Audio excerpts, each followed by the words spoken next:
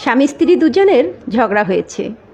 স্বামী রাগ করে স্ত্রীকে বলেছে কোনো দিন তার হাতের ভাত খাবে না।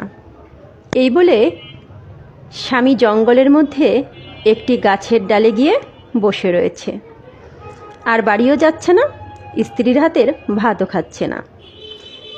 স্ত্রী স্বামীর রাগ ভাঙানোর জন্য স্বামীর প্রিয় খাবার পোলাও আর মাংস রান্না করলো এবং ওই জঙ্গলে গাছের নিচে রেখে আসলো যেন স্বামী খেয়ে নেয়।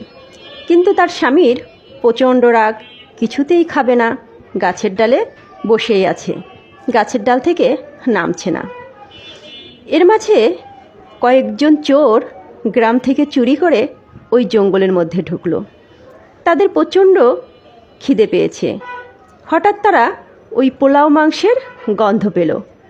তখন তারা চারিদিকে খুঁজতে লাগলো।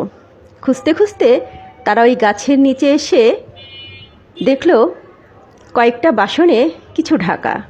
ঢাকনাগুলো তুলে দেখে পোলাও মাংস।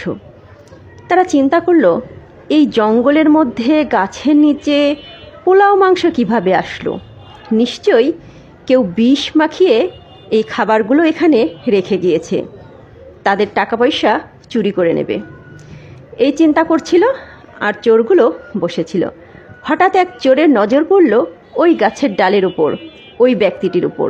তখন সবাই মিলে ওই ব্যক্তিটিকে জোর করে গাছ থেকে নামালো এবং বলল, শালা বাটপার, চোরের ওপর বাটপারি করো, এখানে বিষমাখা খাবার রেখে দিয়ে আমাদের খাওয়াবা, আমরা মরে যাব আর আমাদের টাকা পয়সা নিয়ে তুমি পালাবা। লোকটি বলল, আরে না না, এই খাবারে বিষ নেই। এ কথা বলার সাথে সাথে একজন চোর তার গালে জোরে একটা চড় মারল আর জোর করে ধরে তাকে ওই খাবার খাওয়ানোর চেষ্টা করলো আর বলল, তোকে দিয়েই আমরা পরীক্ষা করব এই খাবারে বিষ আছে কিনা। এই বলে জোর করে ওই ব্যক্তিকে খাবার খাইয়ে দিল। অর্থাৎ তার স্ত্রীর খাবার তার খাওয়া হয়ে গেল। কি বুঝলেন?